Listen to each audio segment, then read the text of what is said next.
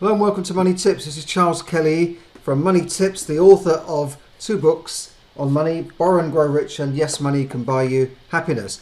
Well, as we head into the Easter weekend break now, it's coming up to Good Friday, and then you have Easter Saturday, Sunday here in the UK and in most of the world. We have quite a bit of financial news this week, and one is that Elon Musk, the controversial billionaire owner of Tesla, has put in a bid to buy Twitter for $54 a share, value in the company at over $40 billion. Now, you may know that he recently became the biggest shareholder in Tesla and was actually offered a seat on the board, which he turned down. And now it turns out he wants to actually buy the whole company lock, stock and barrel. And he claims that he is the right person to unlock the potential of this social media giant, unlock its real potential. And, you know, who can argue with him? He's taken a car making company and making electric cars from zero to becoming the most valuable car maker in the world, worth more than GM and Toyota all put together. So it's unbelievable what he's done. And of course he was involved in PayPal, I believe, in the early years. So you can't really argue with someone who's had tremendous success. But you know, on the face of it, why would he want to buy a company like Twitter that is although it's one of the early social media giants, has never been, in my opinion, as successful and as popular as, you know, say the Facebook, Instagrams and that sort of thing. But there you go. Good luck to him and the people who work at Twitter. I'm sure he will. I'm sure he's got some ideas to take this to another level. Now, he also warned that if he doesn't get his way, that he could reconsider his shareholding, which probably means he'll dump the shares. But then, you know, these billionaires can just play around with billions of dollars like we do with small change, putting it on a few dollars on a horse or something. He can just do these sort of things. But I'm sure he's calculated what he wants to do. Now, the other thing in the UK is that inflation has hit 7%, which is a 30-year high. In fact, inflation has not been this high since 1992, when I remember the recession of that period, when things were pretty bad. Interest rates were high. You know, we had falling house prices. We had lenders refusing to lend in some areas, like London's Docklands, which is now, you know, multi-billion centre for finances and property and properties by the river. They said they refused to lend in the early 90s. They said it wasn't suitable security for a mortgage, believe it or not. And we had leading experts saying that the market would take 20 years to recover. So I remember that period, and it was high interest rates. It was very, very tough for people. And I think I was paying 7 or 8% on a mortgage, something like that. I mean, it wasn't the highest it's ever been, but it was fairly high. And then things started to recover later into the 90s. But that's when we had that high inflation. But we've had higher inflation before that, of course, in the 70s and 80s. So you know, a lot of people are saying that this inflation is not going to be a temporary blip, as some of the central banks are saying, but it could go on for several years. And you know, what we're seeing is that, you know, people are struggling to pay their bills. You know, gas bills in this country have doubled in some cases and set to go higher in the autumn. So a lot of people are in trouble. You've got a lot of pensioners whose pension is not keeping up with the pace of inflation, and they're struggling to either eat or heat. So we've got food banks all over the place. Now, not everyone's in this position, but there are a lot of people in society that are struggling. In fact, the UN Secretary General warned of this. He's warning that they'll, you know, not in countries like the UK, but he's warning about countries in the developing world suffering as there will be food shortages. Now, he said that over 36 countries in the world depend on Russia or Ukraine for half of their wheat imports. Now, wheat is a staple thing. It's in so many things. It's in bread and pasta and cereals and that sort of thing. So that's quite serious, that there could be a shortage of food. And of course, here in the West, we will have to pay more for food, but I don't think we're going to see empty shelves in the supermarkets just yet. However, I've been warning people to stock up on food for the last year or two, because I knew that prices were going up, and you know, I knew that there could be shortages, which there has been. So I still believe that there will be food shortages. Certainly you see rocketing prices. Now, Antonio Guterres, the UN Secretary General, also said in a live broadcast this week, he warned against rising poverty. He said wheat is up 30%, oil is up 60%, natural gas up 50%, and fertilizer, which is used to fertilize all these crops, is up 100%. It's doubled in price. Now this is before the war. This is before the war in Ukraine. This has been brewing for quite a while, during the sort of lockdown period. And these essential commodities affect all of our lives. Oil, our economy is based more or less on oil. If oil prices go up as they did in the 70s in the Arab oil crisis, the world goes into decline. So oil, it's a big deal. And, of course, with these sanctions on Russia, they can't export so many things. So he's actually called on essential commodities to be exempt from the sanctions that are on Russia and allow Russia to export these essential items to help the world, particularly the developing world. But we're seeing a big tussle going on, aren't we? We're seeing the president of America trying to break Russia and Russia standing up to him. We've also heard that he's pegging the Russian Rouble to gold, which has now risen again. So maybe gold is a good thing to put money into, but you just never know. You need to take advice on that. But gold could become the standard that Russia pegs its economy to, and we know that Russia is doing business with other countries in its own currency now, in the ruble. So we could see the end of the dominance, not completely the end, but the end of the dominance of the US dollar as the world reserve currency. I don't think it's going to end completely, but at the moment, most countries will have to have dollars to do business in the world, and that could change. This goes back to after the Second World War and the Broken Hill Agreement. So we could see a big change there, but I don't think it's going to happen immediately. But we are seeing a situation where China and Russia and India and Saudi are almost sort of fighting against this US dominance. In fact, it's reported that the Saudi Crown Prince refused to take a call from purportedly the world's most powerful man, President Biden, the President of the United States. How embarrassing is that, to be dissed by the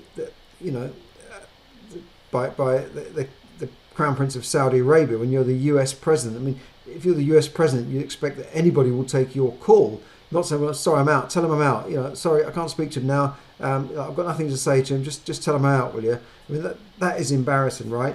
So it just shows that Biden hasn't got that much influence in some countries. Now, getting back to inflation here in the UK, the official CPI, Consumer Prices Index, is at 7%. But prices, we know, are rising much faster than that. Commodity prices are soaring to double digits, and we expect that inflation will reach double digits, i.e., into 10% by the end of the year. But you just never know. The Bank of England have put up interest rates in recent months twice, but the banks have not passed the interest rate rise on to savers. And in fact, my lawyer today was telling me that he's getting 0.1% on deposits that are left in the bank overnight by his firm, because solicitors are dealing with millions of pounds over the year. These are monies coming in from lenders and then paid out. So a lot of this money gets left overnight. And solicitors used to make a tidy profit on these balances, but now they don't. He said an average balance of £1 million over a year earned the firm, guess how much? £100. So if you have £1 million in the bank, you could earn £100 interest on this money. It's actually crazy, isn't it? And then some of the people around the table were saying that they remember when they were getting 7.5% fixed on their money in the bank. So savers have really been hit by these artificially low interest rates. And we know what's causing the problems. We know that this printing on a mass scale is just causing this inflation, as it did in pre-war Germany and the Weimar Republic, as it's done in Argentina and Venezuela and Zimbabwe, which destroyed its currency under the Mugabe era. So we know what's partly causing this, right? So that's something to watch out for. People are going to be struggling. Prices are going up for the highest rate in 30 years. And in America, inflation is already over 8%. So it's not just in the UK. Now, pay rises are falling behind the cost of living rises. And that's pay rises for people in work and people in pensions and on benefits. So people are going to suffer. And that means that people will have less money in their pockets to buy the luxuries, right? They won't be able to buy these luxuries. They won't be able to go out and eat so many holidays. They won't be able to buy so many clothes in the shops. And we know that retailers are already suffering right now.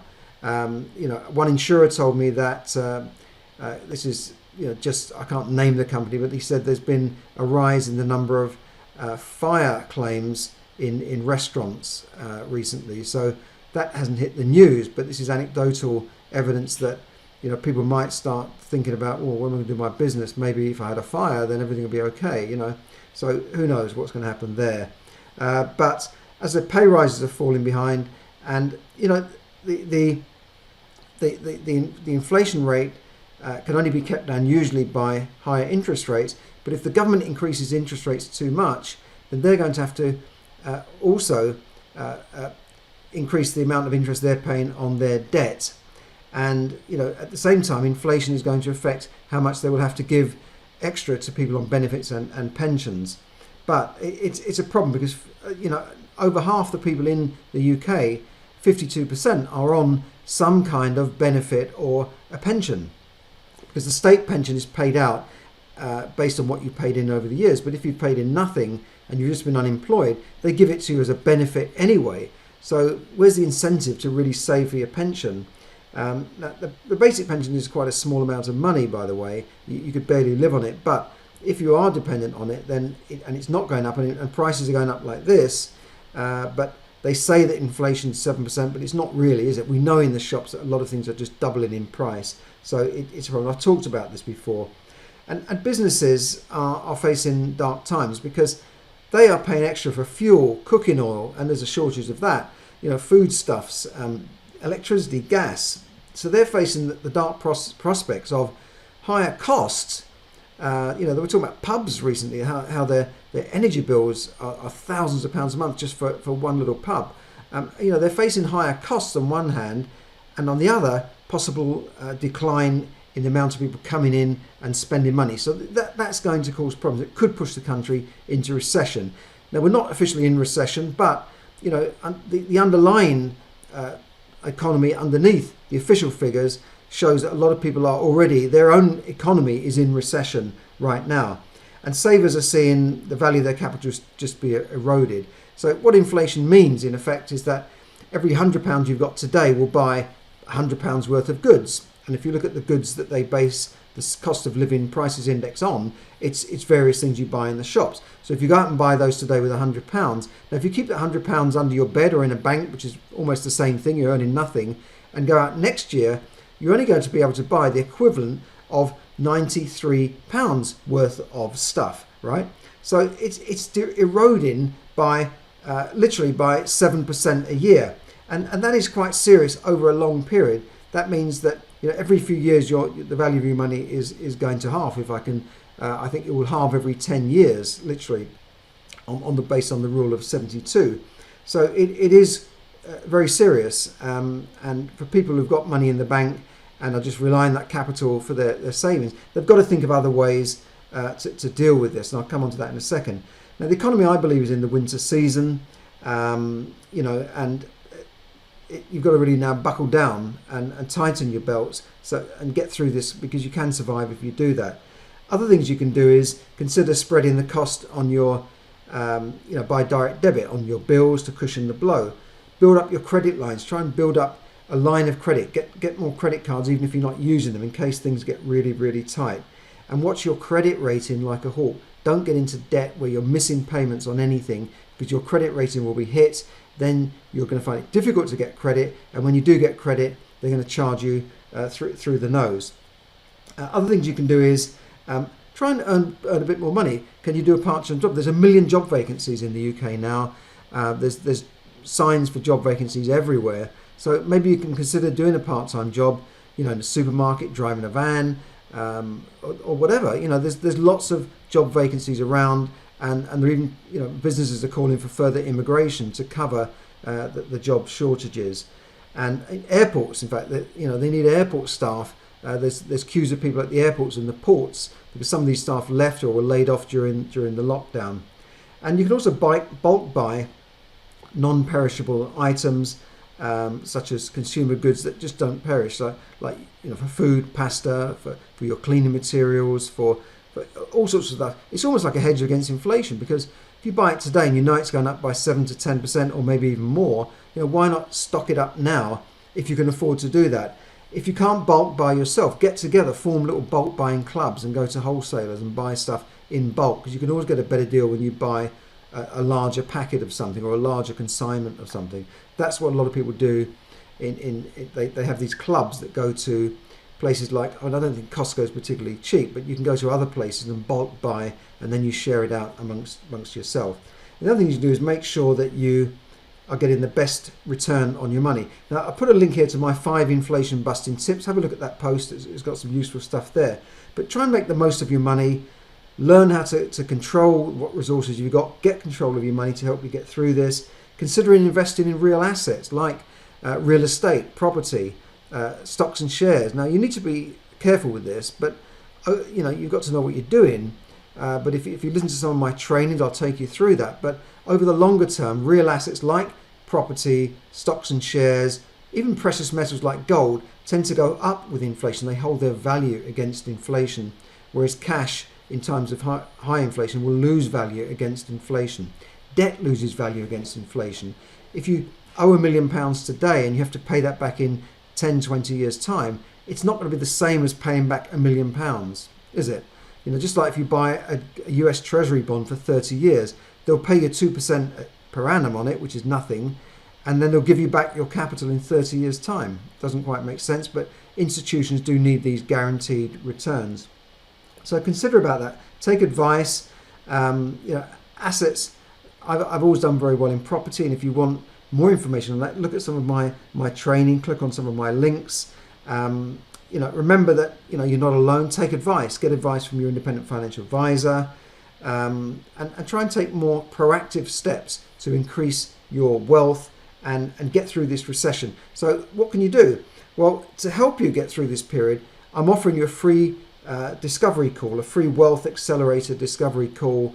I'll put a link up there where I'll spend 30 minutes with you on Zoom going through your situation, seeing what you can do to improve your situation and whether you need any further help from me and whether we can work together. So do have a look at that, and if you do that, I'll see you on the other side. But in the meantime, have a great Easter wherever you are. Stay safe, and happy and blessed Easter to all of you wherever you are in the world.